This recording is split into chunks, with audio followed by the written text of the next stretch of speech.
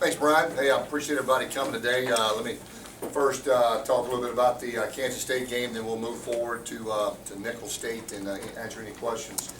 You know, came back and watched the film, and then you know, met as a staff, and then we met with the team. And I tell you, I walked in our team and I said, you know, by no means am I going to allow anybody to sit around here and mope and feel like you don't have a good team and start questioning one another, things like that. I said, you just played a very tough two opponents, probably one of the toughest first two games that anybody's played in the country. We didn't get any warm-up games, that's for sure. And not only did we play the Arkansas Razorbacks and we played the defending Big 12 conference champions, we played them both on the road.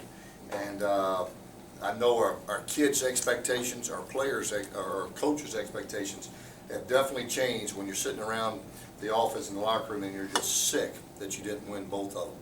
And I think that's how far that our players and coaches' expectations have come, and I'm hoping our fans' expectations. You go back and you look at the game, it's sort of tell the two halves. I thought overall, though, defensively, I thought we improved with tremendous strides from week one. I thought our secondary did a much better job. We kept everybody in front. We've got to tackle better. If there's one thing we have to improve on, is tackling from the secondary. Did not think it was very good, but I did thought they did a great job of keeping everybody in front, making teams have to go the distance, and then obviously coming up with two turnovers, giving the offensive ball both at the 19 and 21 yard line, which was huge for the offense.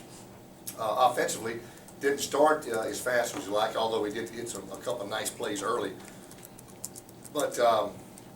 You know, we just not getting into a tempo early. A lot of this because we had 3 and out, had a couple 5 and outs. Got to get a few more plays, and we may have been a little conservative there early. It seemed like when we opened it up more in the second half, took some shots down the field. Not only did it help us get the ball to some of our playmakers down the field, it helped us loosen up the coverage, it seemed like. But then it opened up some other things, and we really got on the roll there. I think we rolled up 250 some odd yards total offense in the second half. And I thought Terrence really caught his rhythm in the second half. We've got to help him get his rhythm in the first half, and I think as coaches we can do that hopefully by doing a great job of scheming and playing with good tempo. I thought our running backs ran the ball hard. I thought our offensive line matched up well with those guys too. You know, the fake punt probably set us back a little bit because it was, I think, 10-3 score at that time. And then they made it 17-3 once we gave them the short field at about the 40. But, man, I'd have bet the farm that it would work. It was there like I thought it would be. We just didn't execute it. And that would have been a nice shot in the arm for us right there to continue that drive and go down and tie it up. But to see the way our kids battled back after our special teams, or when I say special teams, I should say our kickoff and punt units really let us down. After both of those led the conference last year, that was disappointing to see those type of efforts, especially when one kick was kicked right where we wanted in the corner. The punt return and the kick return, that was 14 points right there. But after that, it was incredible to see our team battle back, regain the momentum in that stadium, and to cut it to 34-17 and to have the ball at that point. That's a testament to how hard our kids believe in one another and how hard they play, and they really battled back in that ball game. So I was really proud of them there. I thought Stephen Broccoli was much improved, 2 for 2 on field goals, and made his extra points. So I thought that was a great glimpse of improvement also when you're looking for some things you can take from the game. But overall, the kids played hard, battled to the end, and like I told them last night, we got a lot of football left to be played, and by no means are we present any panic button. All we're going to do is stay the course, keep getting better, because we played 2 really tough teams on the road. Most teams open up the first 2 maybe at home, and so we've got a lot of good football left to be played, and I really like this football team. So with that, open up with any questions. Or did I answer all of them? I can get a sandwich. Not yet. Highly recommend the turkey and the jalapenos. All right. Besides the secondary keeping things in front of them, and besides what you talked about the other night about really only 27 points given up, what else did you see from the defense that made you feel as strong is good about how they look. Depth at the defensive line, depth at linebacker. We were real pleased with Tig Barksdale with his play, and you saw, he was active early with the interception. Real pleased there. Our D-line is creating depth. Blaine Winston had a really good game. So we're creating some depth. That's going to pay huge dividends down the stretch of the season when you can roll guys. Some teams aren't that fortunate to have a defensive line depth. It all starts up front with the defensive line. Was able to get a little bit of pressure at times just with the D-line. And so as those guys keep getting better, we'll get better. So I was pleased with that. Coach, defensively, you guys played a lot of 3 deep kind of zone coverage in the first half. Did you ever consider playing press coverage, bringing the corners up to the line one in the first half? No, not after last week. And to be honest with you, that was somewhat on me after meeting with the defense staff. I said, hey, let's see if the team can drive the distance on us. Let's keep them in front of us until our 4 new guys who we rearranged. Safeties are now corners are now safeties. Until they can get their feet wet a little bit, get a little bit of a game experience, let's don't put them in a position to fail greatly. Let's keep everybody play good sound ball. And be honest with you, I thought for the most part I was pretty pleased. At times coverage was a little soft, but that's more of probably me than them. But I did think they made huge strides. Are we there yet? No, we're not. But did we make good strides? I think we really did. And like I said, I don't account the 27 points of the defense. 7 was on the offense with the interception return, and then 14 was on special teams. And so you hold a team like that to 27 points, you got to have a chance to win the game. Offensively, you got to go win it at that point. And you take that away, and I think you take those 3 scores away, and I think we might be going to overtime. And so you got to improve those things. Coach, just talk a little bit about Darryl and what did you like out of his performance, and how can you make that even more beneficial to you in the future? We almost had tried to talk ourselves out of Darryl back there returning kicks because we thought at times he wouldn't just absolutely hit it a lot of times and a little bit cloudy. But the guy just produces though, and we're going to leave him on the field even more. He's got to get some more touches. Al Rouse had done a great job of hitting it and running through tackles because he's a much bigger guy with really good speed, but just lacks some game experience. And then and it showed a little bit. We took the ball on our own 3-yard line, so that's really another big play attributed to the special teams. We've got to handle that kick and get it back out to the 20-25-yard line where we're not backed up. Luckily, our offense was able to pound the ball out of there, I think, to the 38 before we punted. So that was a big series for our offense to take the ball and drive it coming out from the 2-yard line.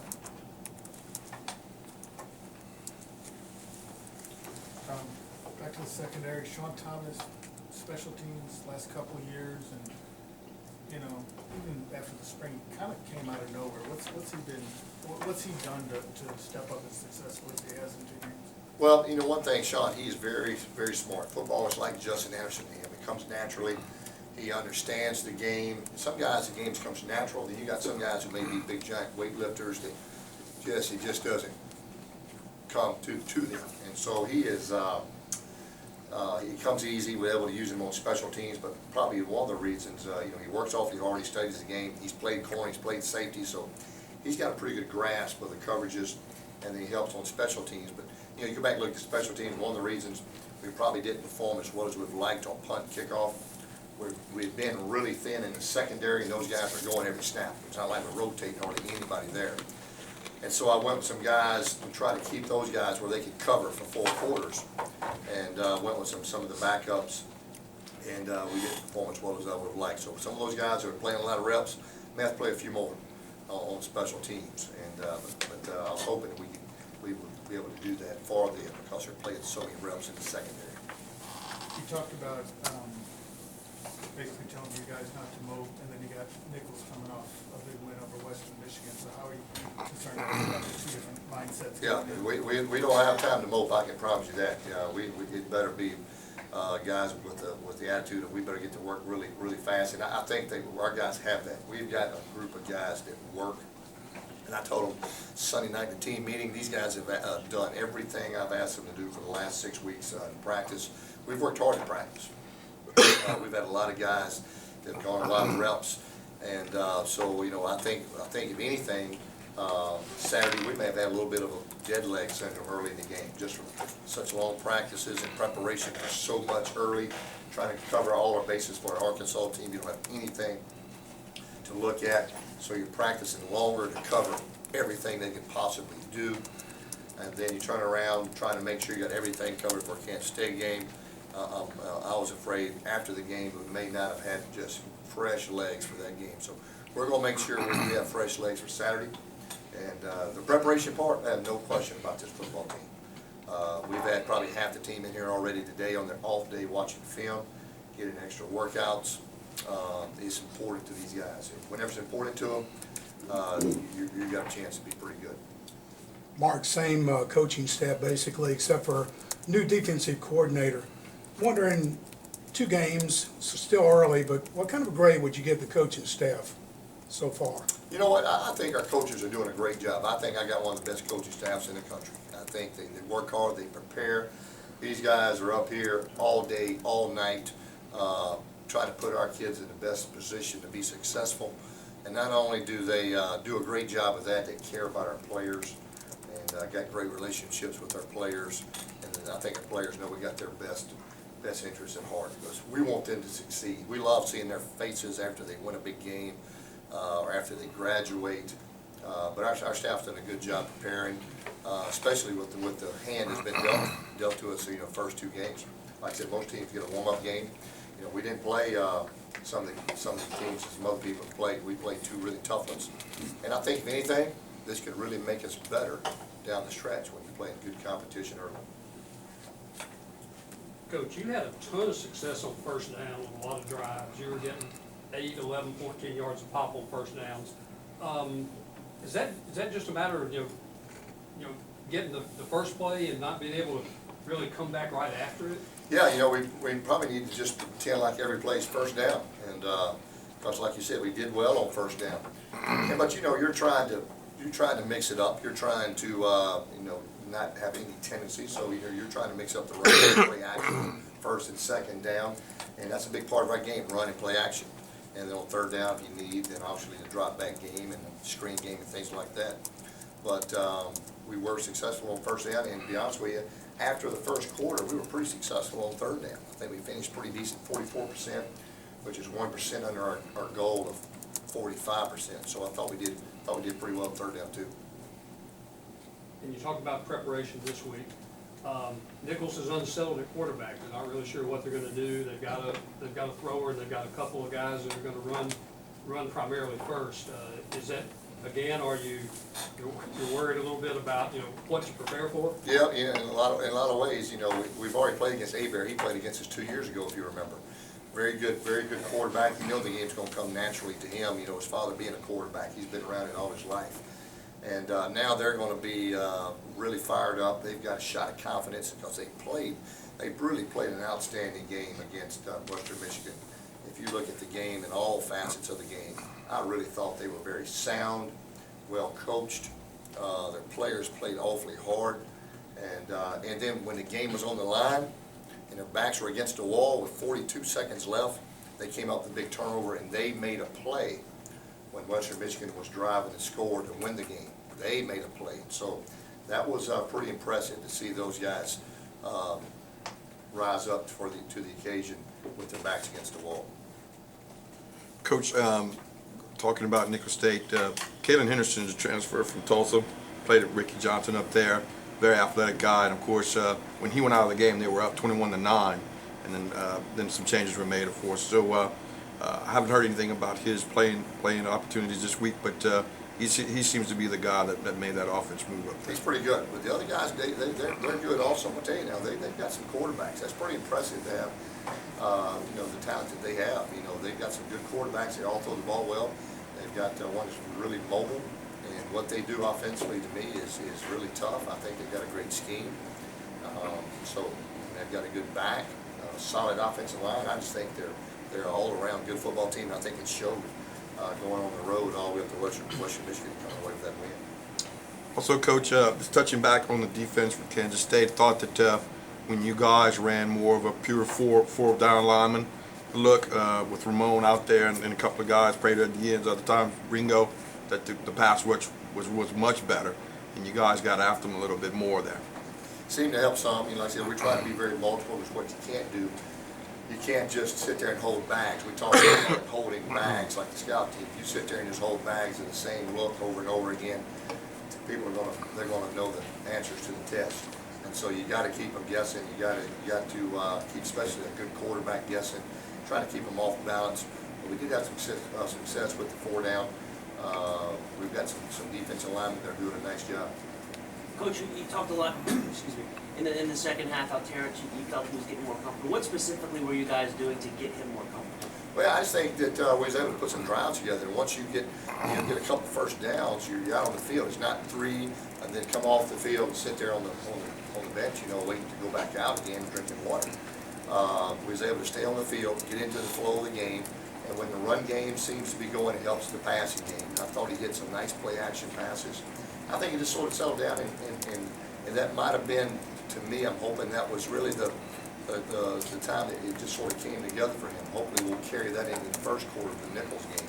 He looked like himself there in the second half. He was competing, slinging around. Not that he wasn't in the first half, because we didn't help him in some ways too. But to me, he is working extremely hard. That guy is one heck of a player, and he's going to really break out sooner or later. But it's not just him. It's got the receivers catching the ball, the offensive line protection, running backs. It's a team effort, and our team is really, really close. I think we've shown glimpses of that. We've just got to be more consistent. Coach, what were some of the things that made you guys move Barksdale?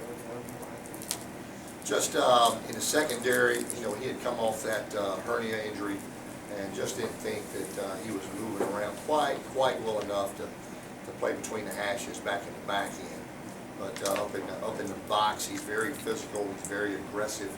He's a hard tackler, and so becoming maybe a step slow at safety, he became a step fast at linebacker, and it really paid off. I feel like down there for him. So, do you think this is where you guys are going to keep him the rest of the year? I would say right now, after we played Saturday, I would say yes. After 2 games with the changes, the scheme changes on defense, what's kind of your overall evaluation of the performance of the defense? After Saturday, feel much better. We threw a lot at Arkansas, and some of our secondary guys, especially some of the young guys, the new guys, didn't handle it well. You've got to be on top of your game. It's a complex system. It doesn't have to be complex. Some of our guys make it complex, but you've got to be able to make plays, and the secondary has to make plays sometimes if you're in man-to-man situations, or sometimes on islands. And we didn't handle that very good in the first game. But as we made some adjustments in the second game, put the T-pad in corner, I thought that really made a huge difference. I was able to compete on the perimeter and do a lot of things in the middle to mix it up and try to keep teams off balance. So I tell you, I love our preparation defensively. I really feel like we've had two plans. We just got to do a better job executing defensively, just like you do offensively. That's just always an ongoing process of trying to always improve and execute at a high level. Anything else for Coach? All right, guys, thanks a lot. See y'all Saturday. Thanks, Coach. All right.